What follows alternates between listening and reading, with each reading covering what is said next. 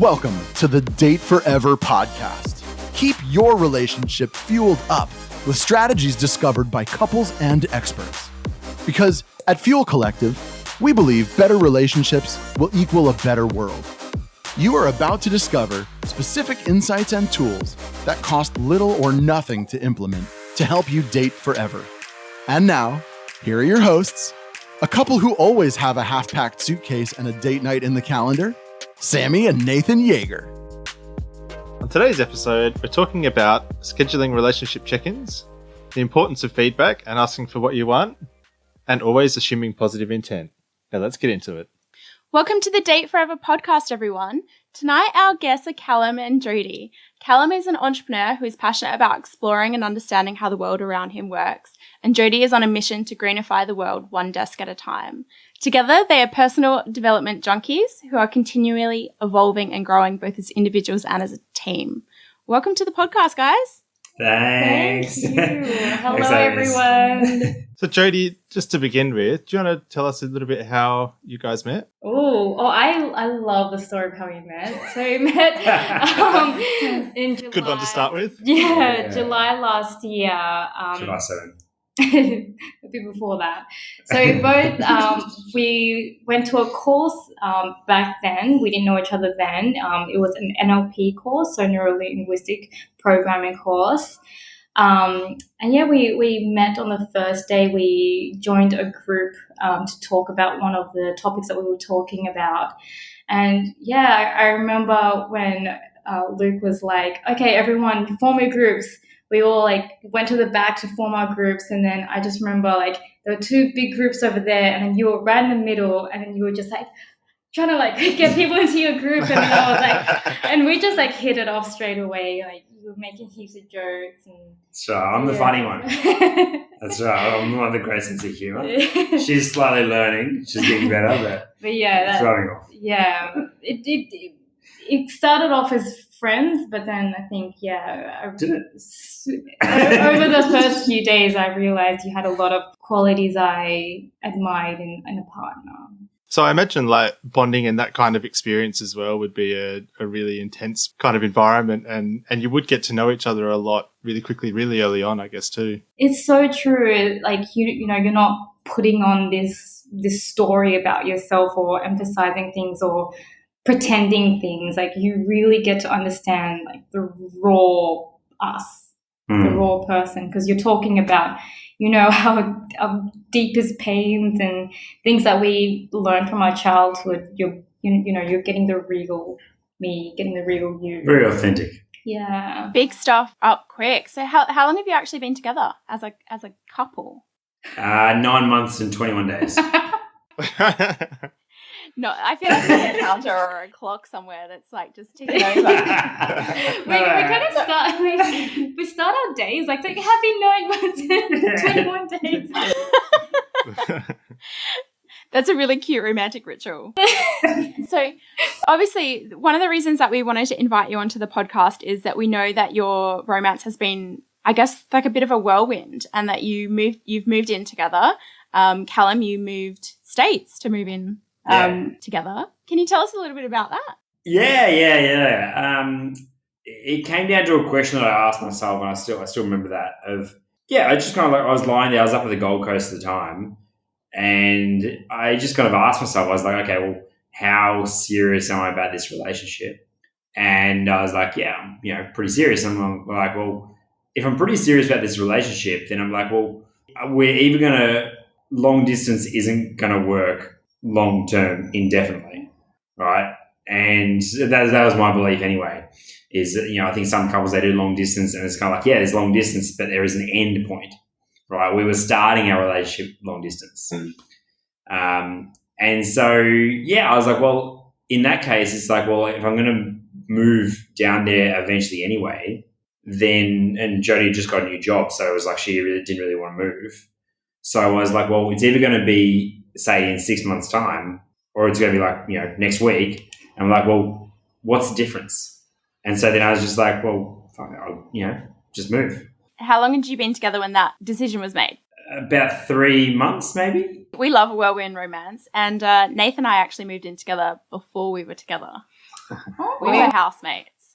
Who, now we're a bit more than housemates. But that's great. You get to figure out how you live and how you're going to like cohabitat. Obviously, that's quite I guess what some people would say, quite a short period of time to have made such a big decision to move in together. I think that's awesome because I think it's like if there's that gut feel that's like, I want to go all in, I want to have a crack at this, like why hold yourself back? Yeah. It didn't happen like that instant.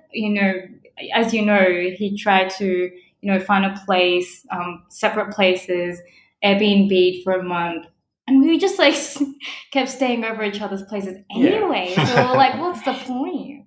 That's right. And then a really a kind of coincidence timing is her housemate moved out as it was after about 2 or 3 weeks after I was here, and towards the first month where my Airbnb in Sydney was ending. And so it kind of just made logical sense. Yeah. She needed another housemate. I was looking for a house. I was kind of just helping her It was out. just convenience. It was just really. convenient.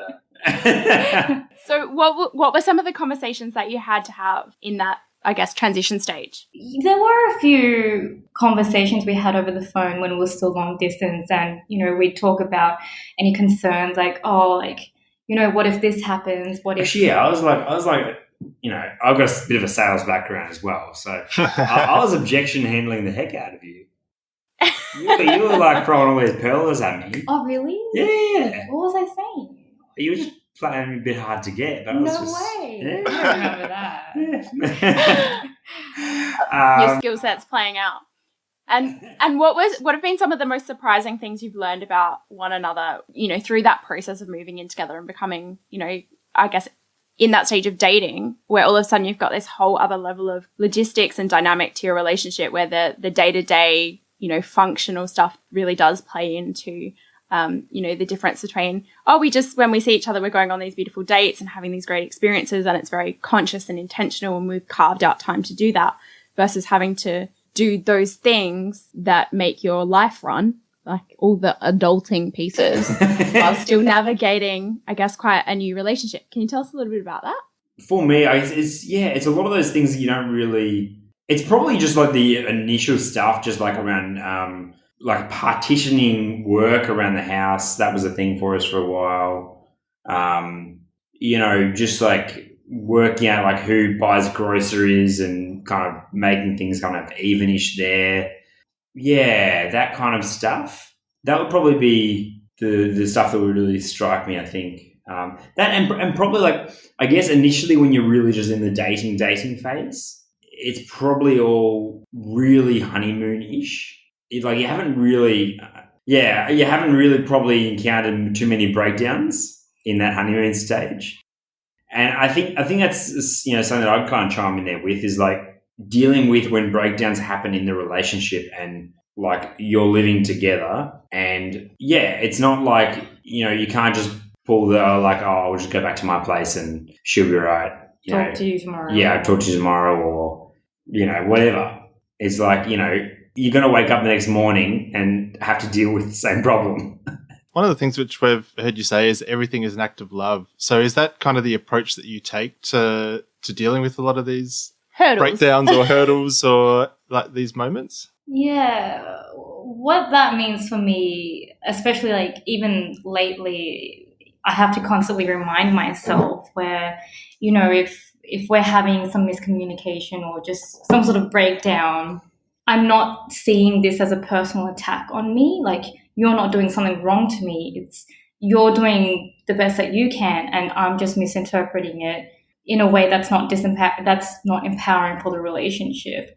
And I just got to pull myself out and just realize that everything is an act of love, and you're not doing anything wrong to me. It's just the way that I'm seeing it, and I'm acting from a place of protecting myself or whatever, and then I just need to get back into a better state, and then I can step into the relationship again in a better state. How do you actually change your thinking in some of those times? Do you have to take time away to then kind of reprogram yourself to look at it from a different way and to look at it from that angle of everything is an act of love, or is it Is it something which you're able to now Do on autopilot. do on the spot and do on autopilot?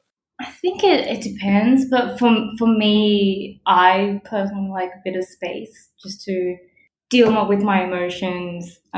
Maybe put on a This song is and Alicia Keys. put on some Alicia Keys and just sing it out, or journal, or whatever it is, and just have some alone time. Just have some time to reflect.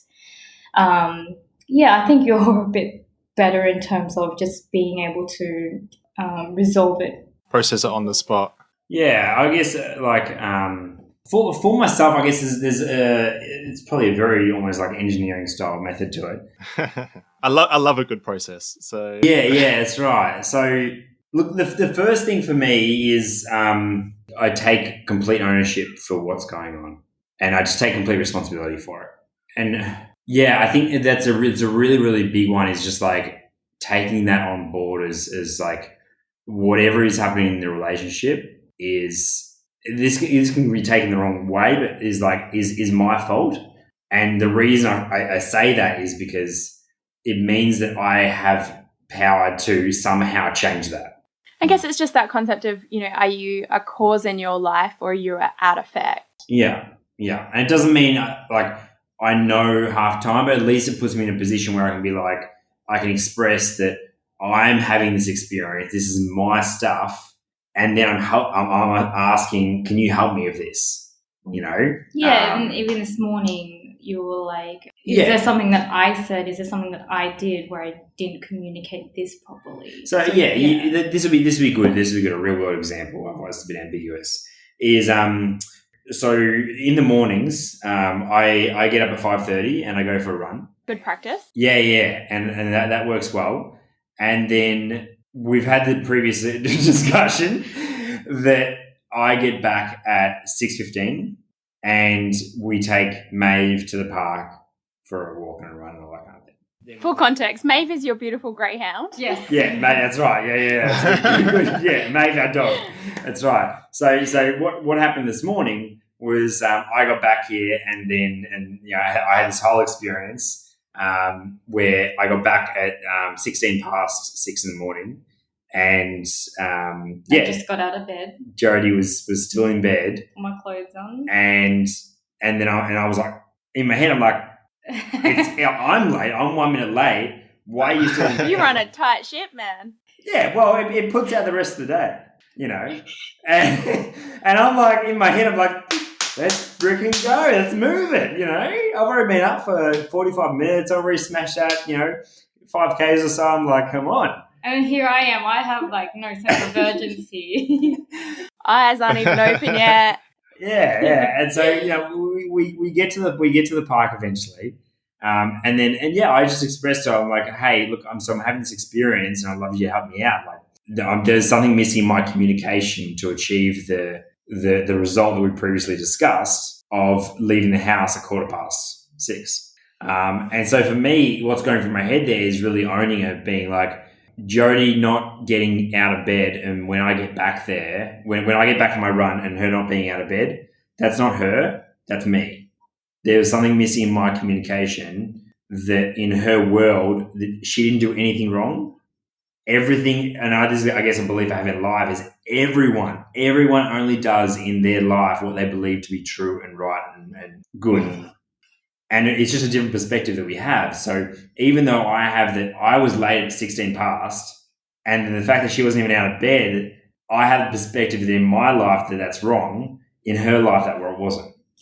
She was completely right. And that's because in her life, by 15:15, that doesn't mean 15:15. That means 15:15 plus or minus 3 hours. Yeah, like ish. 15:15, island time. Yeah, exactly. And so, there's for me, it really comes down to ownership. And then another big one for me as well, I've expressed this to you before, and I think it's probably a very male thing, is letting go of me being right. Easier said than done, right? Yeah, it is. But generally, like when there's something not working in the relationship, what I've found is I'm hanging on to being right. And as soon as I let go of that crap, it's just like, Oh, hello. Yeah, and sometimes that's it, isn't it? It's like, do you want to be right or do you want to preserve the connection? Yeah. Because sometimes you can't. It's pretty rare that you can do both. Yeah. And I guess that comes back to having that bigger vision as well, and not having that tunnel vision of it's all about yourself. It's about the relationship, and it's about something bigger than just you. Yeah. And in some way, even if I am right, in some way, shape, and form, again, it comes back to that previous rule and that previous system of in her world, what she did was right. Yeah, I think that's something that you touched on, Jodie. It's like everybody's doing The best they can, right? Everyone, I think for the most part, we are all doing the very best that we can with positive intent. Very seldom is someone maliciously not getting out of bed at 6:15 Exactly. to go, this will really piss him off. I'll get him back by sleeping in. I was not what was in my mind. But yeah, it's just, we have our own worlds and we just operate from our world. And, I guess a relationship is two worlds coming together and finding ways to merge them two, but also keeping them separate as well. So, and that dance. Yeah. Yeah, totally. And in a, fairly new relationship, you're still navigating like, oh, that's his stuff, that's my stuff. And then our stuff's rubbing up against each other and we're like, oh, that was a bit yuck. Like, how do we navigate that? So it sounds like you've developed a couple of, I guess, processes or, steps that you walk either yourselves through or each other through to come out stronger and better for it. Is there any like top tips that you'd like to share? Jodie, you touched on a couple that it's like for you, it was like to really take space and maybe journal or like thrash on a song. Is there anything else that you found that helps, I guess, move through those processes? Yeah, something we wanted to share as well is having relationship debriefs. So, being really conscious about, every month or however frequency it works for everyone, just setting maybe like an hour of just getting together, being present and letting go of all that ego and then talking about what's working in the relationship, what's not working in the relationship, where do you see it going, what do you want to put in place for the future, and in a way where, like this morning where you've had that experience and you shared it straight away, but there might be still emotions there for you and then it might bring up emotion for me, which it did. But having that conscious debrief session, you're just removing that emotion and actually able to productively talk about each other in our relationship and how to grow and how to take it to the next step. So that's something I really recommend and I think we should schedule our next one. And it probably gives you that space and that time as well to actually reflect on some of those situations that might have happened in the past and then also come up with some solutions to that before actually communicating that or before blowing your head or something as well and actually to be able to communicate some of those solutions that you might want to put in place. I think that's a big one as well. I'll slide this in there. In this part is they're also really powerful because it gives each other an opportunity to tell each other what they want. And what I mean by that is like a really great example. I was trying to think of a specific example here is I'm not sure how G-rated we keep this, but basically is when it comes to like the bedroom. It's been something that we've done a lot of work on, and it's something that like we've done some courses on as well. Is around like sex and intimacy and all that kind of stuff.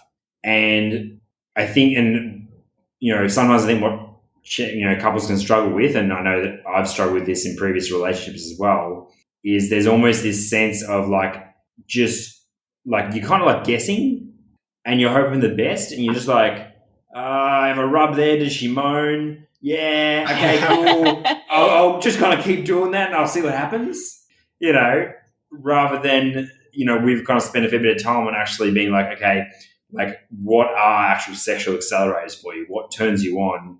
What turns you off? What do you like? What don't you like? And the power in that is then, when Jodie actually says, hey, I love it when you do this and this and this, it means that she's giving me the keys to the kingdom to be able to do what she likes. And then as a man, I win because I make her happy. As a woman, she wins because she gets what she wants. Yeah. Double win. And I guess, well, a lot of those lessons are probably translatable across your whole relationship, not just with sex or intimacy, but across the board. Like, and just having that level of communication to be able to actually, communicate what you want and what you need. And yeah, it's kind of like that thing, like if you're in the car and you're going somewhere and you've missed the turnoff, like you want the feedback that you missed the turnoff now, not 20 minutes down the road when you've made all this extra progress or lack of progress because you have to still turn around and go back. The timeliness of that feedback is so important to, to obviously correct the mistake or embrace the opportunity immediately, but not also do any further damage. Yeah, I think it's interesting. I think the culture or the way that we've been brought up around relationships these days is kind of the opposite of, having clear communication and talking about what we want. It's about, trying to guess. It's like trying to romanticize everything by guessing what the other person likes or trying to look cute because that's what everyone else is doing. It's like you might think that it's a good idea to come home with a dozen of roses, but it might not be what I like, but it's what everyone else is doing. But that might not work for a long period of time unless I actually just tell you what I want and what works. Yeah, Instead of making you guess. That's another great example, actually. It's like even for Valentine's Day, like I wouldn't necessarily previously, being single, I probably wouldn't have done much for Valentine's Day. And even in some, relationships, I haven't necessarily done that much for Valentine's Day. And so, Jodie specifically said, probably like 6 weeks before Valentine's Day, she actually said, hey, I'd really love to do something special for Valentine's Day. And so for me, I'm like, okay, shit. She's giving you the clue. Flag that stuff. I'm like, all right, I better start looking at this. And then I can put my problem-solving brain into gear and be like, all right, now I've got a problem to solve. Mm. And then what I wanted. Yeah. A dog. I got a puppy. I think it's a learned skill too, though. I mean, like you said, that it depends on how we were brought up, whether or not we were kind of brought up to be a direct, you need to ask for what you want or you're not going to get it. Or you can be brought up in an environment where it's like actually considered quite rude to blatantly ask for what you want. And you're kind of meant to create these scenarios where someone should be able to preemptively assume what it is that you want, like that offer of like, oh no, it's totally like, oh, I'm going to be in town. Is it okay if I stay with you? Versus, oh, I'm going to be in town. Hint, hint, nudge, nudge. Like there's two kind of very different schools of camp. And I guess if one of you is an asker and another one of you is a guesser, it makes the whole thing unnavigatable, I guess. So I think learning that skill of what's your partner saying, what they're not saying, and then what, I guess, getting to a place where you're confident and capable of asking for what you want too. That's not something that always comes easily. Yeah, I guess I've been in relationships where that wasn't a thing just because I didn't feel comfortable asking for what I wanted or I just didn't know what I wanted. So I think it's definitely something that's been learned. And I guess it also helps being in a relationship where we're just really open. So, I'm able to express whatever and you just take that on really well. So I feel empowered and comfortable to actually share what it is I want. And it's also, trial and error in our relationship. And the only reason I brought it up was because just a few days before New Year's Eve, I was like, what are we doing for New Year's Eve? And for you, it's not a big deal, but for me, it was. And it was just like so much friction for, a few hours or even a few days about, I just assumed that you would want to do something. It was important to you, so it would be important to, Yeah, and I just assumed you would know that. And I just didn't want to set ourselves up for more friction or more failure. Instead, just communicate. So can you walk us through the process of having a debrief? Like, do you actually book it in the calendar? Yeah.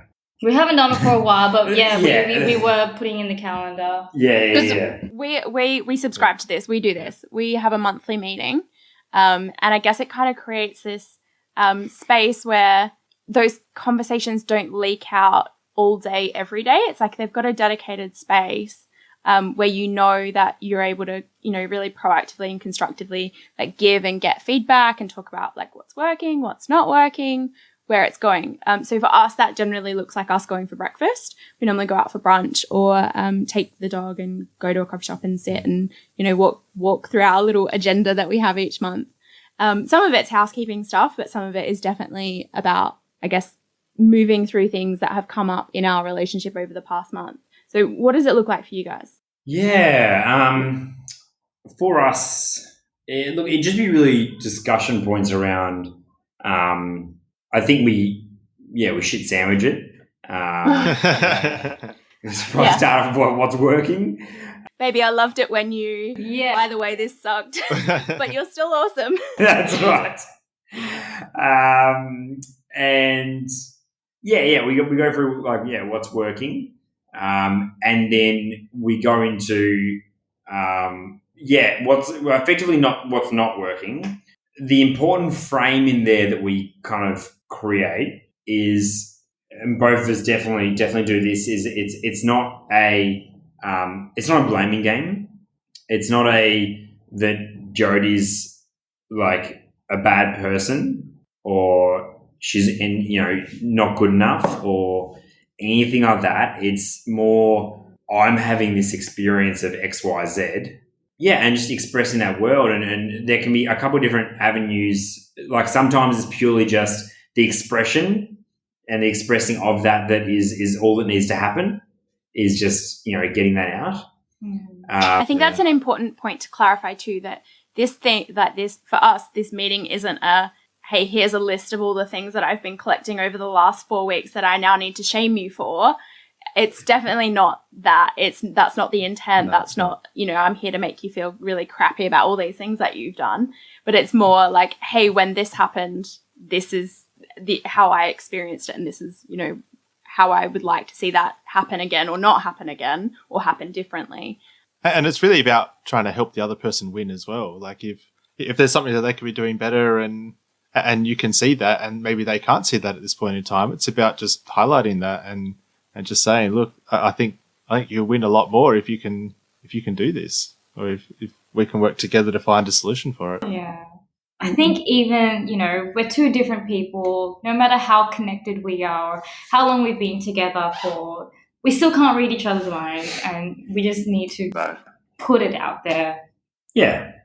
Yeah. And I guess it's kind of like the, after a sporting match that a coach might take, the team back to watch the replay. And it's like, hey, when this happened, like, you probably couldn't see it. You were on the field. Like, here's an opportunity to step off of the field and look at, your, I guess, performance or how you played that round. And that's even if they've won the game. Even if won you've or won lost. The game, even if you've won the game and you're doing amazing, there's still always opportunities for growth and for improvement. Yeah. I think it was you touched on something there, Callum, about I guess the questions that you ask and kind of the general explaining of how you've experienced something. Nathan and I used to ask the question, like, how am I doing as a wife or how am I doing as a husband? And what we kind of found was that umbrella, although it was great, it wasn't specific enough. Like, it wasn't, hey, how am I doing? How am I doing in the bedroom is like a way easier answer, because it's like narrows it down to one category of like, oh, well, actually, let me just think about like frequency or intensity or like the actual intimacy that's occurred in that space. So although that part plays, an element of me being a wife, Nath won't get to that feedback unless I ask a smaller umbrella of question. And I guess without having that same definition of wife as well, like you might have a completely different interpretation of what a wife means and what a wife should be doing. How am I doing as your mate and your housemate? Yeah, exactly. So I think it is around, just being really clear on what you're actually talking about and what you want feedback on and where you can really work on that relationship. Yeah. So was that feedback loop something that either of you had in a relationship before? No. But it's something I haven't had in a relationship, but it's something that I've been like, I guess after having a number of dysfunctional relationships, it started to get to the point where I'm like, okay, you start to collect things that you're like, okay, this is what I want. This is what I wanted to include. Like, I knew that, for me, I'm like, because I've done a lot of personal development, I'm like, I think I would really struggle if I was dating someone that hadn't done a solid amount of personal development. Yeah. And so it was a very kind of logical kind of thing to come up. And I think I just shared, just some tools from previous stuff that I've done, or seen or heard other couples do. And you seem to like the idea of it. And it's obviously working for you guys. So yeah, I think like it just, there's a lot to be said for setting aside time that isn't like emergency breakdown time. It's like you don't just take your car to the mechanic when the engine explodes, right? Yeah, you take it for a service. You take it for a service, right? You take it in there as a bit of preventative action. Yeah. Okay, just to, change some filters, whatever they do, they seem to charge a lot and they just, who knows? Chuck some fresh oil or something in there. I don't know. Anyway, love it. And I guess it's that for a relationship too, is just having like that opportunity to change the filters, put some fresh oil in, and it's just and it not necessarily be like just those breakdown times when you're both emotional, but and also coming at it from a standpoint of like solution orientated, right? Of I'm having this experience when you do that this and this and this, and this is what I was thinking about as a solution. Can you do that for me? And then they're like, oh yeah, I didn't even know it was a problem for you. Of course. So if maybe a couple are hearing this for the first time and they're like, actually, that's a really great idea. Maybe we should start implementing like a monthly debrief or something like that. What are the couple of tips that you'd recommend for it to be, I guess, a positive experience if someone's doing it for the first time? I think scheduling it is a good Scheduling is a good thing. I think understanding the intention and putting that framework in place as well, like, saying this isn't a time for me to just, list all the things that you're doing wrong, but it's like, I want to grow this relationship together. So I think, setting that intention is really important. I'd say as well, if I was coaching something like someone on something like that, I would say start with the little things.